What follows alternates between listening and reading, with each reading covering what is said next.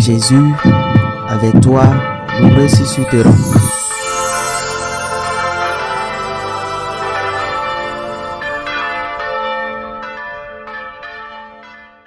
En ce temps-là, Jésus disait à ses disciples, « Puisque vous me connaissez, vous connaîtrez aussi mon Père.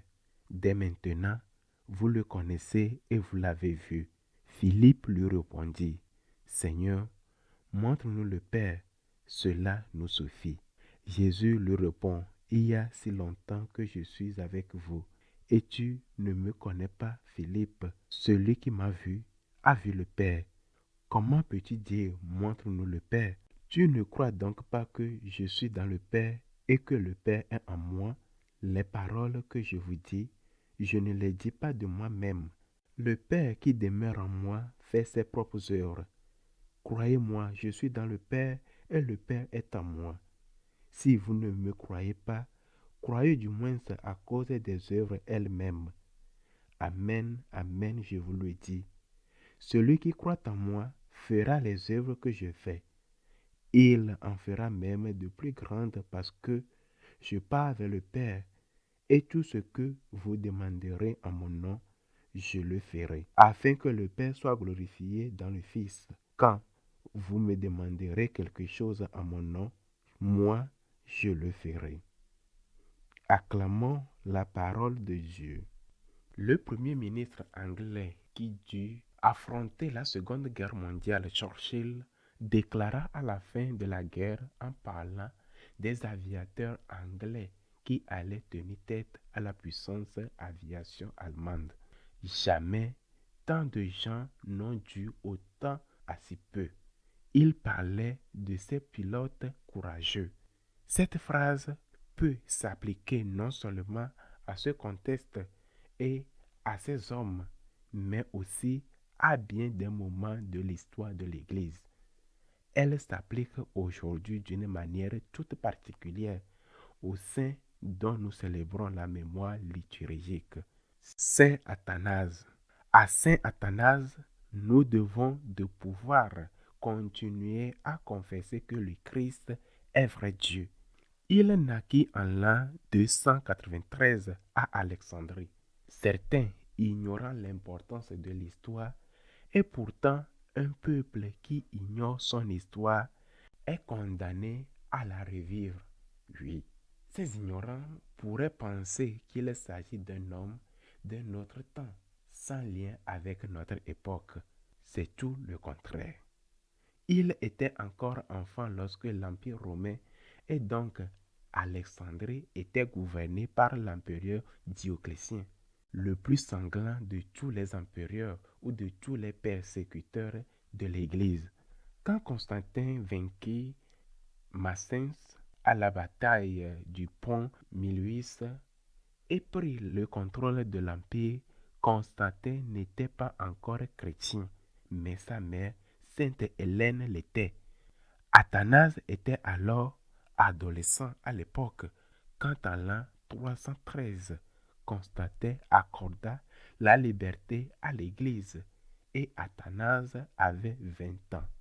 Puis en l'an 325, lorsque fut célébré le premier grand concile œcuménique, celui de Nicée, 13 ans après la sortie de l'Église de la clandestinité, Athanase avait 33 ans. Lors de ce conseil de Nicée, l'Église proclama solennellement pour la première fois que le Christ est vrai Dieu et vrai homme. Mais ce concile condamna aussi une hérésie, celle d'Arius. Arius affirmait que le Christ n'était qu'un homme, que l'incarnation était impossible, qu'au mieux Jésus pouvait être une sorte de demi-dieu à la manière païenne, mais qu'en aucun cas il ne pouvait être Dieu, puisque Dieu, selon lui, ne pouvait ni naître ni mourir. On aurait pu croire que tout était réglé, mais après Constantin vint un empereur arien et la persécution recommença. Cette fois, la persécution visait ceux qui restaient fidèles au concile de Nicée et à l'enseignement constant de l'Église durant les 300 premières années de persécution, ceux qui continuaient à proclamer que le Christ est vrai Dieu et vrai homme. Il y eut un moment dans l'histoire de l'Église où seul un petit groupe d'évêques continuait à confesser la divinité du Christ. Ce n'était pas une légende, ce n'était pas une invention, c'est l'histoire et l'histoire de l'Église. Il y eut un moment où l'immense majorité des évêques étaient tombés dans l'hérésie. Mais le peuple, lui, demeurait fidèle. Le peuple continuait à dire « Le Christ est Dieu » et Marie est la Théotokos, la mère de Dieu.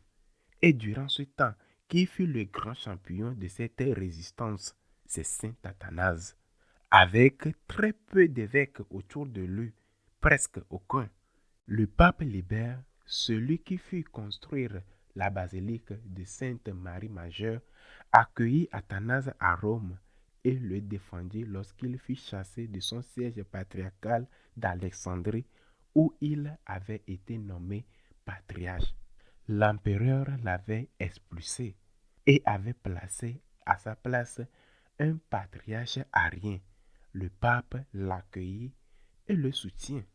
Mais lorsque l'empereur fit empoisonner le pape Libère et voulut l'obliger à soutenir lui aussi l'arianisme et à renier le décret du concile de Nicée, le pape refusa de nier sa foi. Cependant, il prit ses distances avec Athanase. Il voulait revenir à Rome et il dut en payer le prix. Non pas en niant la divinité du Christ, cela il ne le fit jamais, mais en cessant de soutenir ce saint et courageux défenseur de la divinité de notre Seigneur. Saint Athanase se trouva seul face à la situation. Dans l'une de ses lettres, il exprime avec douleur, mais aussi avec espérance, ce qui se passait dans l'Église. Eux sont les temples, nous avons la vérité. Il fallut une nouvelle persécution, puis l'arrivée d'un nouveau empereur catholique pour que l'on puisse réaffirmer ce qui avait déjà été défini comme dogme de foi au concile de Nicée. Le Christ est Dieu. Voilà pourquoi nous ne pouvons pas oublier notre histoire. Un peuple qui ne connaît pas son histoire est condamné à la répéter, à y revivre. Et jamais tant de gens n'ont dû autant et si peu, et particulièrement à ces géants courageux, exil 4 fois de son siège épiscopal particulièrement abandonné même par le pape de son époque. Jamais tant de fidèles n'ont autant dû à si peu qu'à cet homme. Nous confessons que le Christ est Dieu. Pour certains, cela pourrait sembler un simple dogme abstrait, mais les premiers catholiques savaient particulièrement ce qu'ils affirmaient. Car si le Christ est Dieu, et seulement si il est Dieu, alors il est le Rédempteur. Il n'a pas seulement été un homme innocent torturé. Combien d'innocents ont été torturés? Combien? Des millions de millions. La différence essentielle, c'est que cet innocent livré à la mort, cet agneau conduit à l'abattoir était Dieu. Et cela, seul Dieu pouvait le faire. Ce Dieu fait homme, vrai Dieu et vrai homme, enseignait la doctrine de l'Église, la doctrine de la divinité, et portait à son accomplissement la rédemption. Aujourd'hui encore, lorsque nous affirmons peut-être moins, seul qu'en ce temps critique, mais souvent dans l'incompréhension que l'enseignement du Christ est intangible, que le ciel et la terre passeront, mais que ces paroles ne passeront pas, lorsque nous sommes accusés, insultés, marginalisés, cela n'a rien en comparaison de ce que Dieu souffrir ceux qui défendirent la divinité de notre Seigneur et la maternité divine de notre Mère. Nous nous appuyons sur les saints. Nous comptons sur leur intercession. Nous mettons notre confiance dans la grâce de Dieu, afin que, unis à eux, unis aux martyrs, nous puissions continuer aujourd'hui à proclamer: le Christ est vrai Dieu et vrai homme, et Marie est la toujours Vierge Immaculée, la Mère de Dieu. Qu'il soit ainsi.